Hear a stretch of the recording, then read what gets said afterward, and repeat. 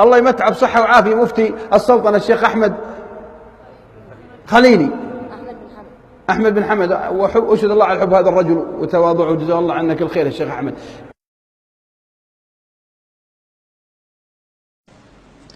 أحد الشباب الذين نشأوا على الفكر الحشوي المعروف بالفكر السلفي،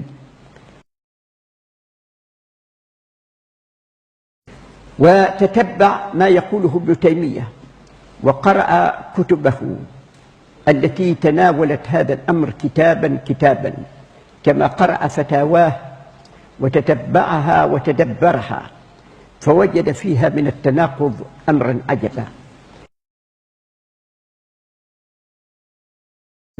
هذا يعني هو قولنا، وهو قول المعتزلة وقول الشيعة الإمامية وقول الشيعة الزيدية، الكل اتفقوا على هذا. شوف الاسم هذا الحق الزاني، هذا ملف واحد إباضي، إباضي يعني خارج عن الخوارج، وبيدافع عن مذهب الخوارج كل المدافع. لكن يا الله، اللهم أرنا الحق حقا وارزقنا اتباعه، وأرنا الباطل باطلا وارزقنا اجتنابه. هذا الخبيث مؤلف هذا الكتاب شو سوى في الحديث؟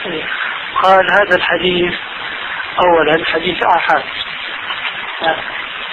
وسمعت الفلسفي سنة يكفي حديث أحد، نعم، وسنة يكفي حديث غريب، نعم، لكن ما لك سامع مني انه احاديث الصحيحة شيء بنرده وشيء بنقبله، كله مقبول عندنا.